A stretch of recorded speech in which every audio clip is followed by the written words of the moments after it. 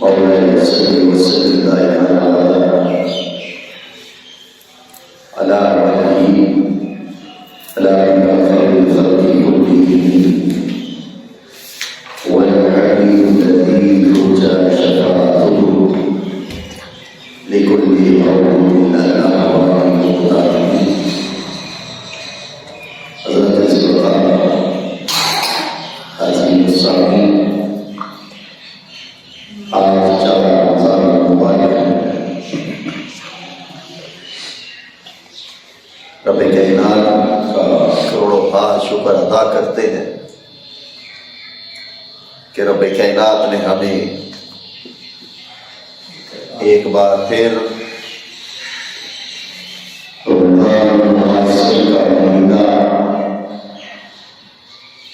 اور اس کے ساتھ اس کے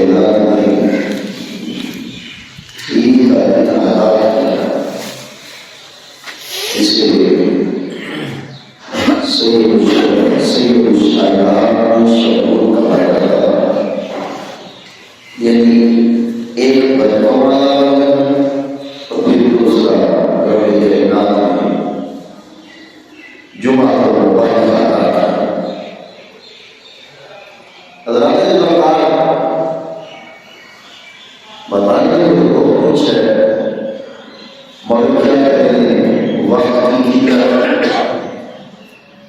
بلکہ یوں سمجھ کے میں بتانے میں ابتدائی کرتا ہوں تو اس سے پورا ہو جاتا ہے کہ رب کائنات نے اس ماہ کے اندر ہمیں کیا چاہتا ہے،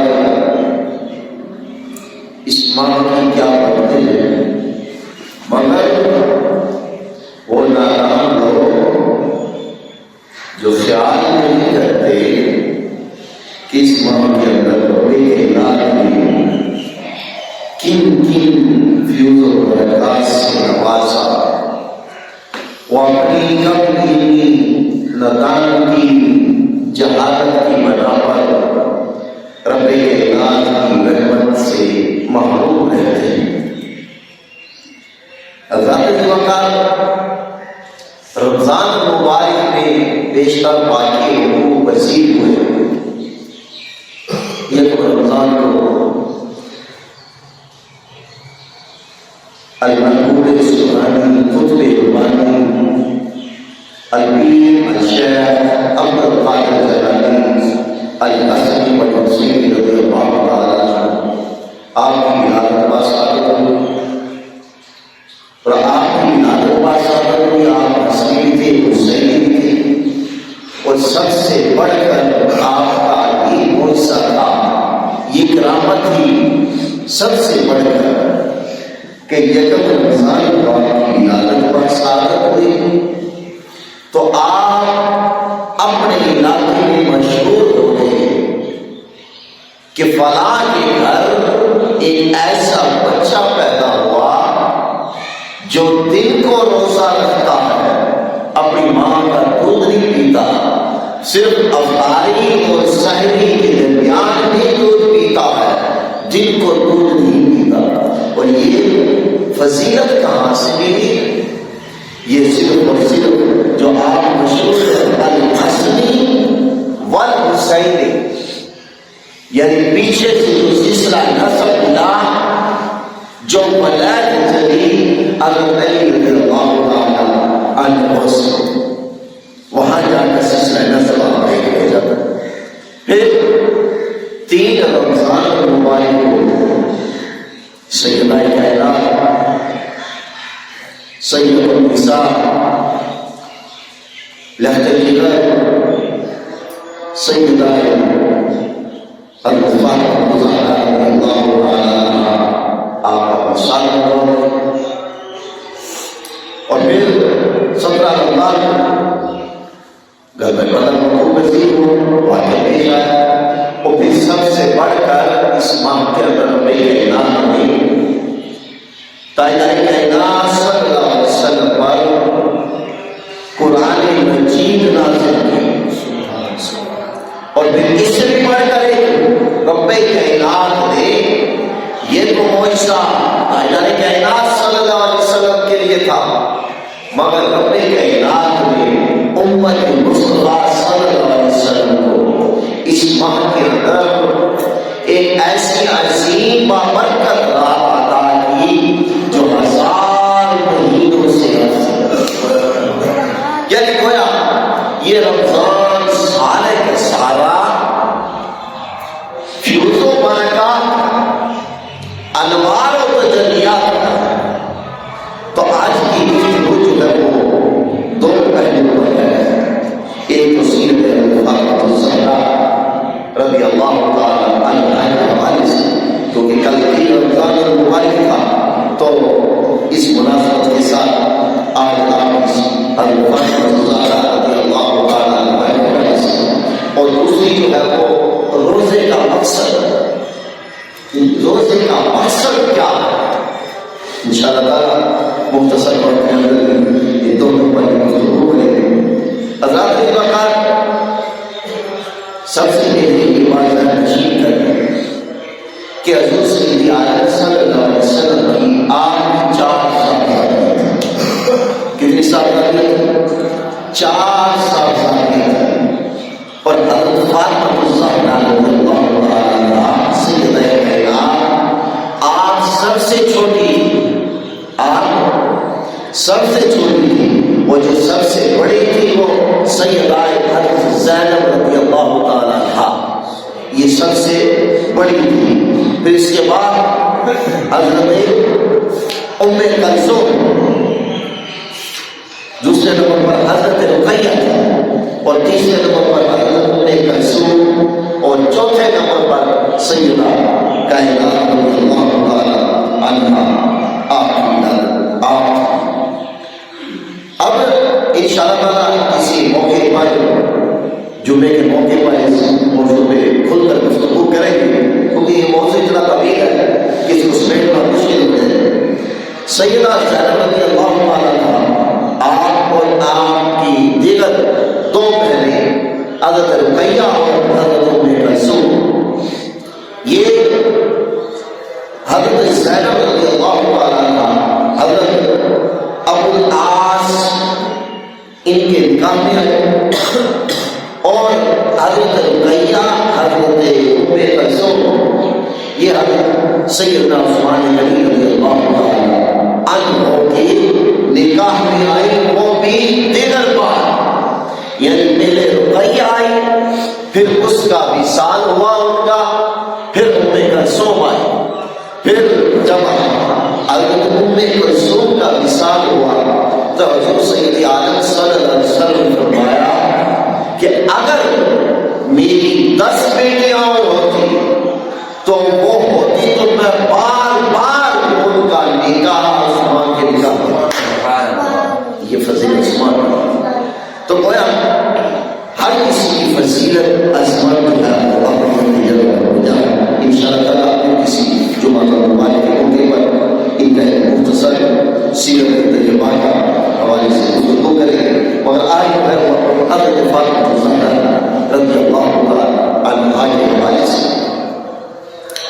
سیدہ کائنات حضور سید عالم صلی اللہ علیہ وسلم کی سب سے چھوٹی صاحبزادی، اور حضور سید عالم صلی اللہ علیہ وسلم آپ سیدہ کائنات سے بہت پیار و محبت کرتے ہیں۔ آپ کے 3 صاحبزادے تھے،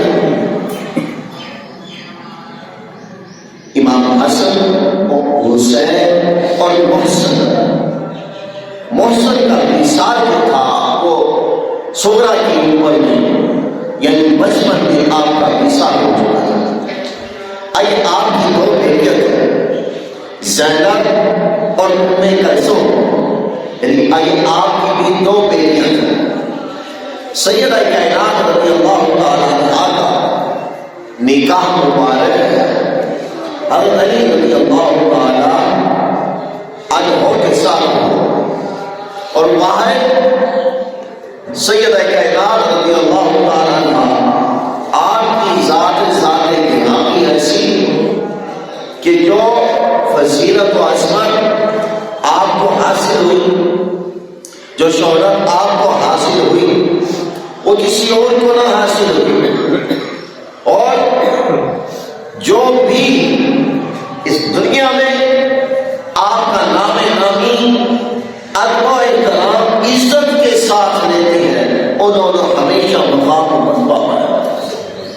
اور پھر دیکھیے ہدایت کی بخشش کی حصہ 100 میں شاہ احمد رضا خان بریلوی رحمۃ اللہ تعالیٰ علیہ آپ فرماتے ہیں، آپ نے ایک شعر لکھا وہ سیدہ کائنات کے حوالے سے. کیا لکھا؟ فرمایا نور بنت نور. الفاظوں پر غور کرنا. فرمایا نور بنت نور اور فرمایا ام نور و نور. نور بنت نور اور ام نور و نور. پھر آگے فرمایا زوج نور اور آگے بھی فرمایا نور مطلق کی کنیز اللہ. نور مطلق کی کنیز اللہ رے لا الہ لے لا نہا نور کا. یعنی یہاں اعلیٰ حضرت امام احمد رضا خان بریلوی رحمۃ اللہ تعالیٰ علیہ نے جب آپ نے قلم اٹھایا آپ کی شان کے اندر تو لفظ نور کو 7 مرتبہ لفظ نور کو 7 مرتبہ لے کر آئے. اور 7 مرتبہ کیسے لے کے آئے؟ فرمایا سیدہ کائنات حضرت فاطمہ الزہرا رضی اللہ تعالیٰ اور دوسرے حضور سید عالم سرور کائنات حضور سید عالم صلی اللہ علیہ وسلم اور فرمایا تیسرے مولا کائنات حضرت علی رضی اللہ تعالیٰ عنہ اور چوتھے نمبر پر حسن کائنات یعنی حسنین کریمین رضی اللہ تعالیٰ عنہ اور پانچویں نمبر خالق کائنات خود اللہ تعالیٰ اور آخر میں نور کائنات چمک روشنی. اب اس کا آپ لوگوں کو سمجھ میں نہیں آئی ہوگی شعر کی. اس کو یوں سمجھیے پہلا لفظ امام احمد رضا خان بریلوی رحمۃ اللہ تعالیٰ علیہ آپ نے جو فرمایا کیونکہ امام احمد رضا خان بریلوی رحمۃ اللہ علیہ کو سمجھنا بھی ہر کسی کی بات نہیں ہے. ان کے لفظ ہر سوچ سے اعلیٰ تھا. آپ نے جو فرمایا پہلے نور تو اس کا مطلب یہ ہے سیدہ کائنات رضی اللہ تعالیٰ عنہ آپ خود نور ہے. آپ خود نور ہے. آگے فرمایا بنت نور. وہ سیدہ کائنات جو ہے وہ نور محمد کی بیٹی ہے. یعنی خود بھی نور ہے اور نور محمد کی بیٹی ہے. آگے فرمایا زوج نور. زوج نور. زوج نور سے مراد سیدہ کائنات مولا کائنات حضرت علی رضی اللہ تعالی عنہ کی زوجہ محترمہ ہے. اور آگے رب کائنات آگے امام احمد رضا خان بریلوی رحمۃ اللہ تعالی عنہ ام نور و نور یعنی آپ حسنین کریمین حسن و حسین کی بھی والدہ ہے. یہ ام نور و نور. آگے فرمایا نور مطلق کی کنیز. سبحان اللہ. قربان جائے امام احمد رضا خان رحمۃ اللہ تعالیٰ علیہ آپ نے کیا فرمایا نور مطلق کی. نور مطلق کی کنیز اللہ نور کا. فرمایا امام احمد رضا خان بریلوی رحمۃ اللہ تعالیٰ علیہ آپ فرماتے ہیں کہ جب یہ الفاظ ہے نور مطلق کی کنیز اللہ رے یعنی وہ نور جو ہے جو خالق کائنات ہے جس سے سب نور چلے اور تاجدار کائنات صلی اللہ علیہ وسلم کے نور کو اپنے نور سے پیدا کیا اور یہ نور چلتا چلتا رب کائنات تقسیم کرتا رہا. رب کائنات نے اس اپنے نور کا ذکر امام احمد رضا خان بریلوی رحمۃ اللہ علیہ فرماتے ہیں کہ نور مطلق وہ جو نور ہے وہ نور مطلق ہے. وہ سیدہ کا جو نور ہے وہ نور مطلق ہے. وہ ایسا نور ہے جو رب کائنات کی طرف سے آیا ہے. فرمایا کہ وہ نور مطلق کی آگے فرمایا نور مطلق کی عظیم بندی. یہ جو سیدہ کائنات ہے نور مطلق کی عظیم بندی. سبحان اللہ. آگے امام احمد رضا خان نے کمال کر دی. فرمایا آگے امام احمد رضا خان کو لینے نور کا لینے نور کا. فرمایا کہ نور کے کمال نصیب تو دیکھو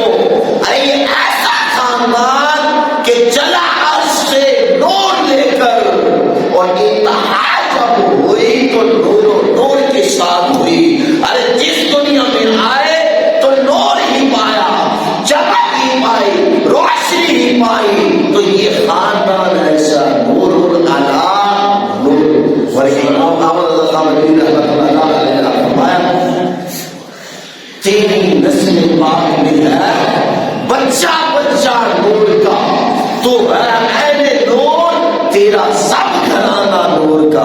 کہیں پہ بھی اعلیٰ حضرت امام احمد رضا خان بریلوی رحمۃ اللہ تعالیٰ علیہ نے آپ نے سیدہ کائنات کے حوالے سے جب بھی قلم اٹھایا اور جو بات بھی کی سب سے اعلیٰ و عرفہ کی، سب کی سوچ سے بالا کر کی۔ اب آپ احباب کو شیر بھی سمجھ آئی ہوگی کہ نور بنت نور، زوج نور، ام نور و نور، نور المطلق کی کنیز اللہ راہ میں حال نور کا، یعنی وہ خود بھی نور ہے، ان کے والد گرامی بھی نور ہے، ان کے شوہر بھی نور ہے، ان کے لفظ جگر حسنین کریمین بھی نور ہے، اور میرے نور مطلق کی وہ بندی ہے۔ اور پھر دیکھو نصیب کہ وہ نور کی روشنی میں انہوں نے دیکھا، نور کے اندر ہی پرورش پائی۔ اور پھر سیدہ کائنات رضی اللہ تعالیٰ عنہا کے حوالے سے جب بھی اہل اصلاح قلم اٹھاتے تھے تو آپ کی شان میں کچھ لکھنا چاہتے تھے تو طریقہ کیا اپناتے تھے؟ جب قلم سے لکھتے تو اوپر کا کپڑا ڈال لیتے، اوپر چادر ڈال کر لکھتے، تاکہ نام کا اتنا ادب کرتے تھے تو ذرا سوچو ان کا کتنا ادب کرتے ہوں گے۔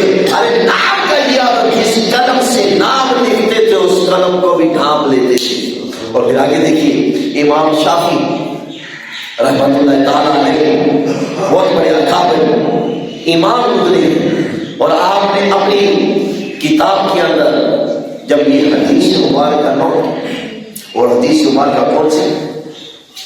وہ حدیث مبارکہ یہ کہ جب حضور سید عالم صلی اللہ علیہ وسلم کے پاس کچھ لوگ آئے، تاجر تھے، مالدار تھے، سردار تھے، ان کی بیٹی نے چوری کی، حدیث بخاری کی حدیث مبارکہ۔ اب وہ لوگ یہ چاہتے کہ ہماری بیٹی کو سزا نہ ملے، ہماری عزت جو ہے وہ برقرار رہے۔ اب ان لوگوں نے اسامہ بن زید، یہ حضور سید عالم صلی اللہ علیہ وسلم کے منہ بولے بیٹے تھے، زید بن حارثہ، یہ زید بن حارثہ جو تھے یہ حضرت خدیجہ رضی اللہ تعالی عنہا کے غلام تھے۔ اور جب آپ حضور سید عالم صلی اللہ علیہ وسلم کے نکاح میں آئے تو پھر یہ غلام بھی حضور سید عالم صلی اللہ علیہ وسلم کو عطا کیا۔ تو یہ زید بن حارث وہ تھے، یہ گم ہو گئے تھے بچپن میں گم ہو گئے، غلام خریدتے حضرت خدیجہ کے پاس پہنچے، پھر حضور سید عالم صلی اللہ علیہ وسلم کے پاس۔ اور جب آپ کے آباء و اجداد کو پتہ چلا کہ ہمارا بیٹا وہاں مکے میں ہے، مدینے میں ہے، تو وہ آئے کہ حضور سید عالم صلی اللہ علیہ وسلم کے پاس آ کر کہا کہ یہ ہمارا بیٹا ہے، یہ ہمیں عطا کیا۔ حضور نے فرمایا ٹھیک ہے بھائی تمہارا بیٹا ہے، اگر اس سے پوچھ لو وہ جانا چاہتا ہے تو لے جاؤ۔ اور دیکھیے کتنے عرصے کے بعد، 10 سے 15 سال 20 سال کے عرصے کے بعد ماں باپ جس کو مل جائے، بہن بھائی مل جائیں، ابا اجداد مل جائیں، اہل خانہ مل جائے، گھر والے مل جائیں، تو کون خوشی سے کہے گا کہ وہ نہیں جاتا؟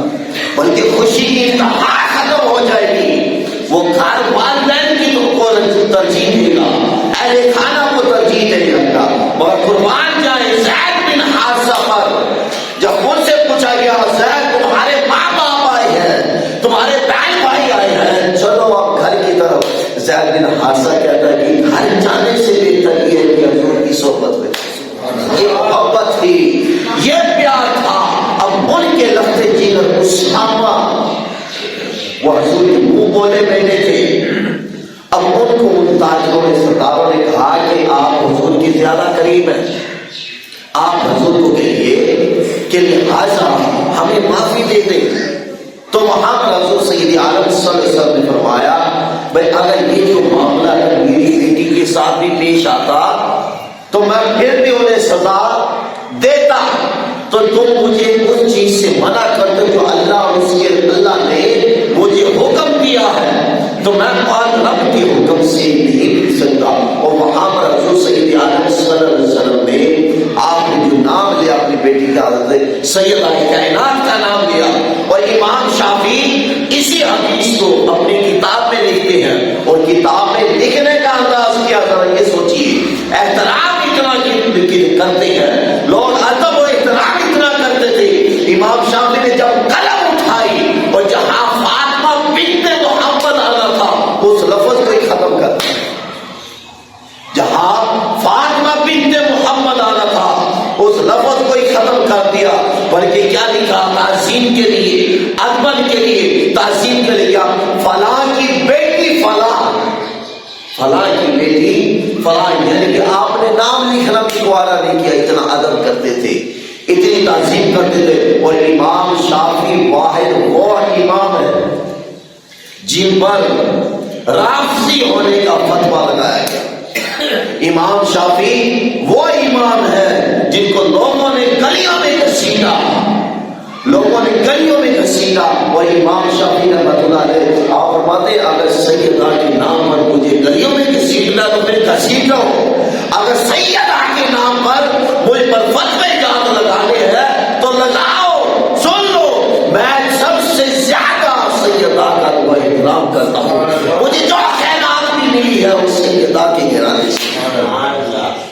اور امام شافعی آقاب اہل سنت و جماعت میں سے وہ سیدہ کائنات کا اتنا ادب و احترام کرتے تھے. اور تاریخ کی کتاب میں بات کرتے ہیں کہ جنہوں نے بھی ان گھرانے سے تعلق رکھا, جنہوں نے بھی ان کا ادب و احترام کیا, جنہوں نے بھی تعظیم کی, وہ دنیا میں بھی شناخت ہوئے, وہ دنیا میں ان لوگوں نے خیر پائی اور قیامت کے دن بھی خیر پائیں گے. اور جنہوں نے ان کی ادب میں, ان کی شان میں گستاخی کی, جنہوں نے ان کی بے ادبی کی, وہ دنیا میں بھی ذلیل و رسوا ہوئے اور قیامت والے دن بھی ذلیل و رسوا ہوں گے.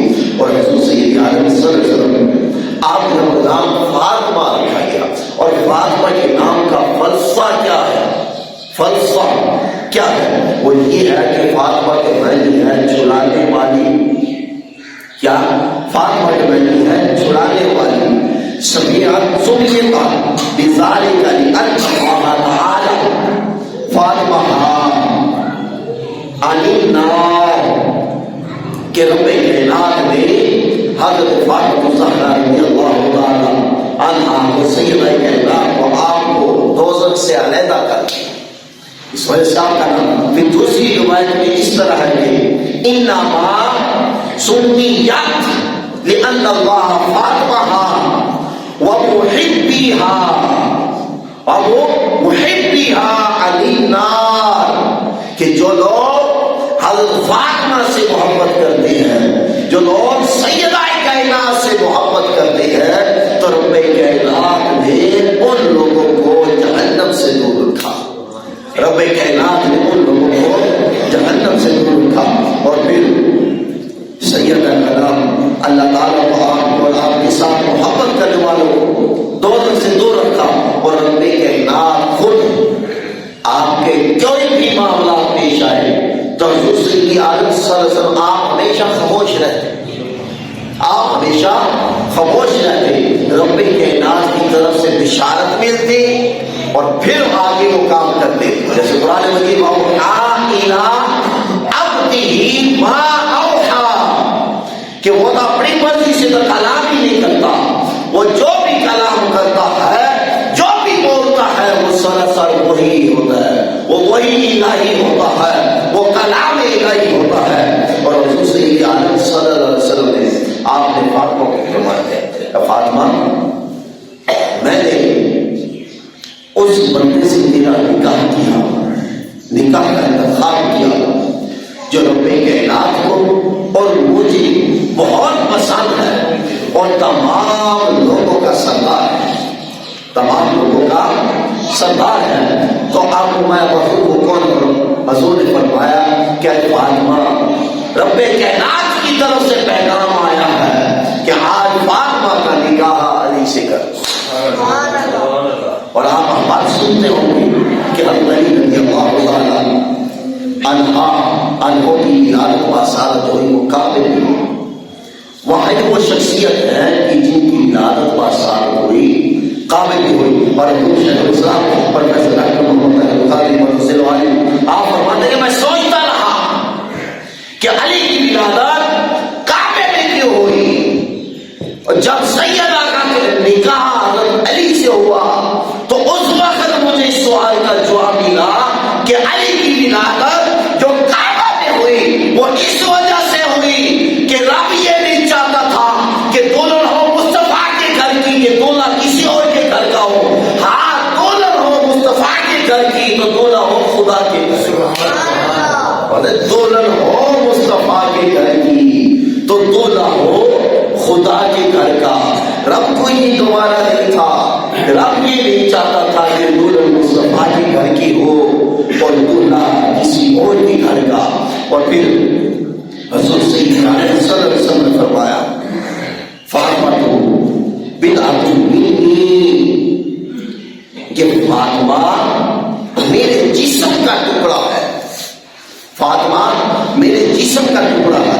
اب فرمایا اب باتوہا اب دوبہا اب دوبہیما ہیا، کہ جو لوگ حضرت فاطمہ سے بغض رکھتے ہیں، جو لوگ سیدہ سے بغض رکھتے ہیں، جو ان کے ساتھ بغض رکھتے ہیں، حضور نے فرمایا کہ وہ لوگ میرے ساتھ بغض رکھتے ہیں، وہ لوگ میرے ساتھ بغض رکھتے ہیں. اور جو لوگ میرے ساتھ بغض رکھتے ہیں وہ رب کائنات کے ساتھ بغض رکھتے ہیں، اور جو رب کائنات کے ساتھ بغض رکھتا ہے رب کائنات انہیں جہنم میں داخل کروایا.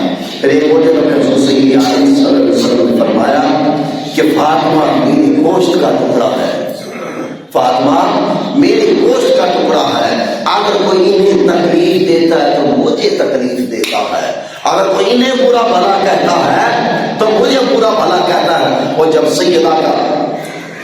سیدہ کائنات کا مثال کا واقعہ ہے حضرت علی رضی اللہ عنہ، آپ نے فرمایا کہ جب میرا مثال ہو تو قرآن کاغذ کا ٹکڑا رکھا وہ میرے ساتھ قبر میں رکھ دینا. اب حضرت علی رضی اللہ عنہ اب وہ کہنے لگے بھائی اس ٹکڑے میں کیا ہے ذرا بتائیں تو صحیح.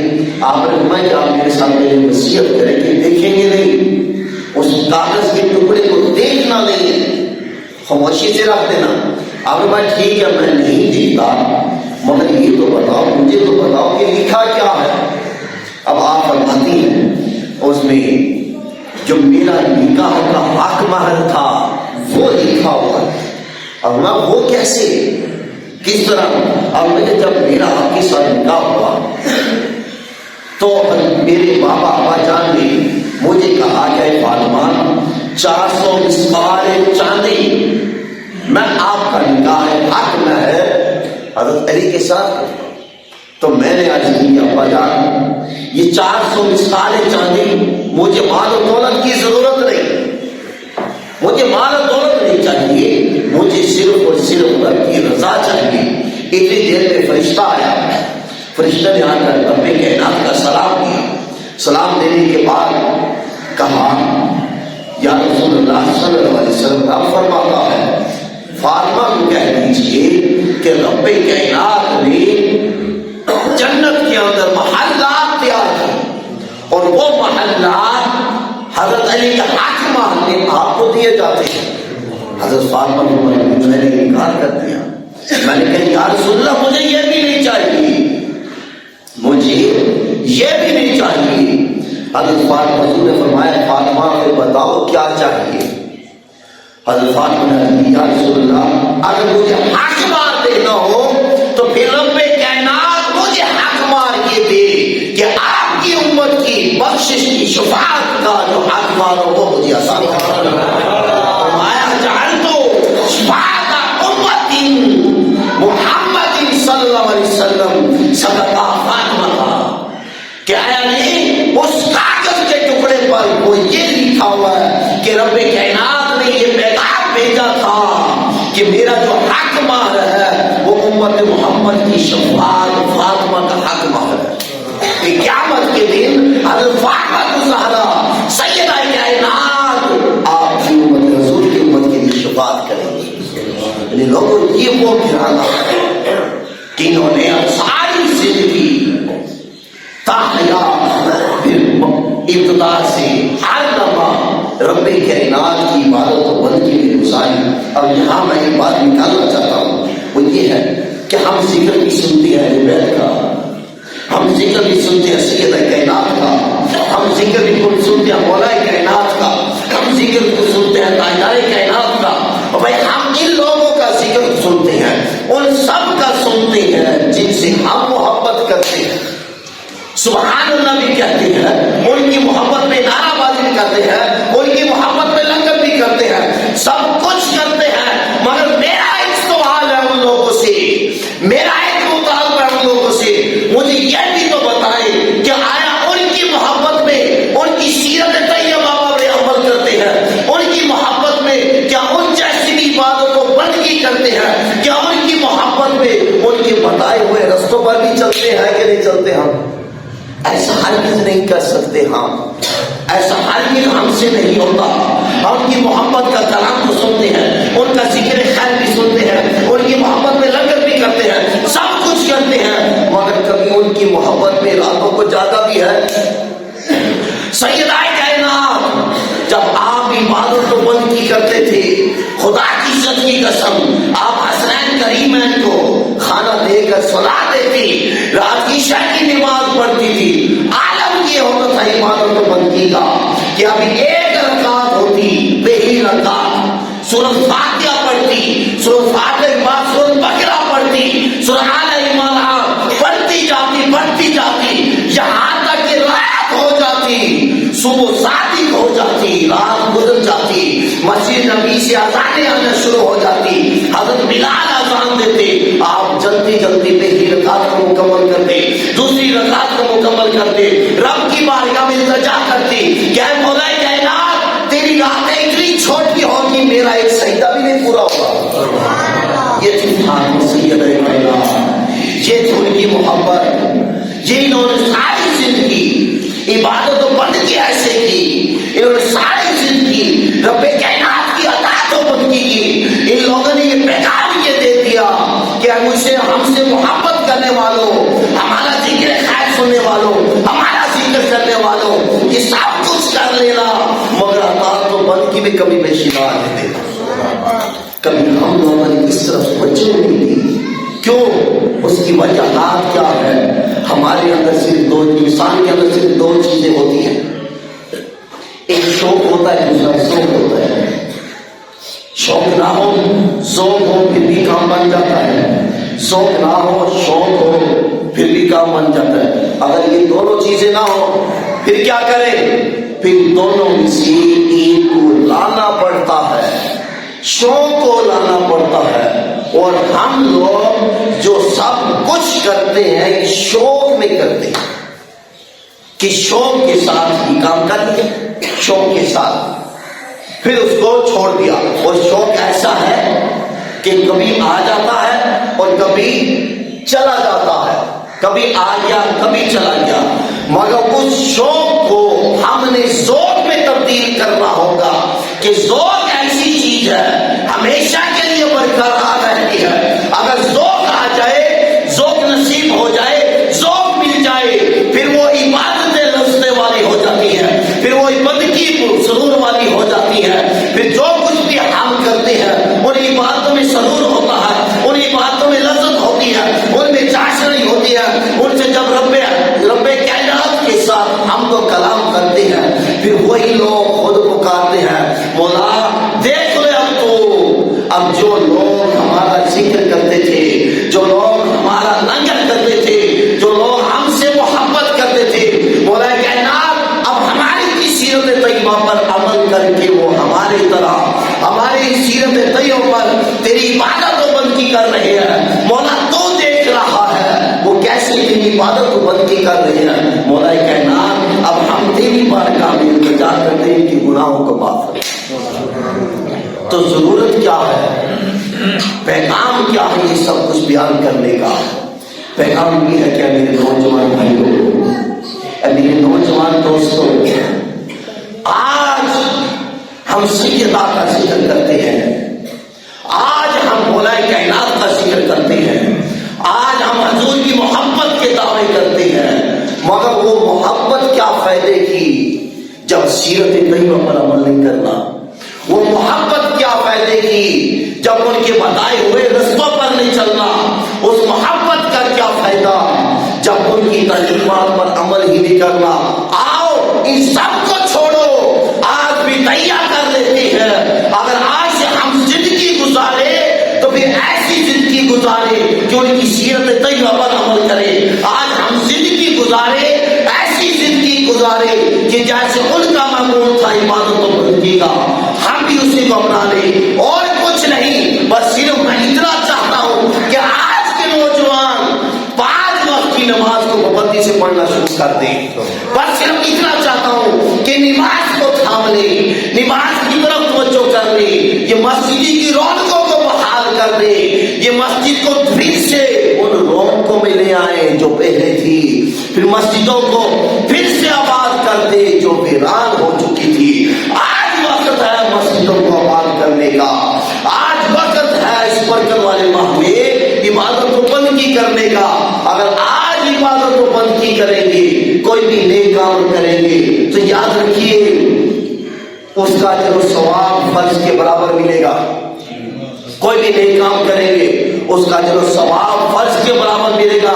پیغام میرا نوجوان نسل کو ہے بلکہ تمام ہی احباب کو ہے کہ کوئی بھی نیکی کریں گے زیادہ متوجہ نوجوان نسل ہو, کیونکہ آج ہم دین سے دور نکل چکی ہے. وہ صرف نوجوان نسل چکی ہے. آپ جہاں بھی جائیں گے دیکھیں گے مسجدوں میں صرف آپ کو بزرگ حضرات ہی نظر آئیں گے, نوجوان طبقہ نظر نہیں آئے گا. کیوں؟ اس موبائل نے آ کر بیڑا دھو دیا. اس موبائل نے نوجوان نسل کو دور کر دیا. اب پلٹ کر آنا ہوگا پھر سے دین کی طرف, اب پلٹ کر آنا ہوگا پھر سے مسجد کی طرف. اب اس ماہ میں کوئی بھی نیکی کریں گے, نوافل پڑھیں گے. اگر 2 نوافل پڑھیں گے, ان نوافل کا یہ مقام ہوگا کہ اس کو فرض کا درجہ دیا جائے گا. فرض کا درجہ, سنو نوجوانوں, فرض کا درجہ جو ہم فرض نماز پڑھتے ہیں اس کا درجہ ادا کیا جائے گا. اور جو فرض پڑھیں گے یعنی 5 فرض ہیں, فجر, ظہر, عصر, مغرب, عشاء, 5 فرض ہیں. اگر وہ فرض پڑھو گے تو 70 فرائض کے برابر ادا کیا جائے گا. 70 فرائض کی. اور آخری حدیث کو بات کو بیان کر کے اپنی گفتگو کو سمیٹتا ہوں. حضرت عمر فاروق رضی اللہ تعالیٰ عنہ آپ نے فرمایا کہ میں رب کی عبادت و بندگی اس وجہ سے نہیں کرتا, اس شوق سے نہیں کرتا, اس خوشی سے نہیں کرتا کہ مجھے جنت ملے گا. حضرت عمر فاروق رضی اللہ تعالیٰ عنہ آپ فرما رہے کہ میں عبادت بندگی اس شوق سے نہیں کرتا, اس خوشی سے نہیں کرتا کہ مجھے جنت ملے گی. اور ہاں میں اس خوف سے بھی نہیں کرتا کہ میں اگر نہیں کروں گا تو جہنم میں جاؤں گا. حضرت عمر فاروق فرمایا کہ اس خوف کی بنا پر بھی نہیں کرتا کہ میں جہنم میں جاؤں گا. ہاں اگر عبادت کرتا ہوں, عبادت و بندگی کرتا ہوں, قرآن پڑھتا ہوں, نماز پڑھتا ہوں, ذکر و ذکر کرتا ہوں, تہجد پڑھتا ہوں, اشراق اوابین پڑھتا ہوں, دوسرے نفل پڑھتا ہوں, بلکہ اس وجہ سے پڑھتا ہوں وہ جو رب ہے وہ خود عبادت کے لائق ہے, وہ عبادت کے لائق ہے. تو نوجوانوں آج رخ تبدیل کر لو, آج اس رب کی عبادت و بندگی کر لو. اگر آج جوانی کو خرچ کرنا ہو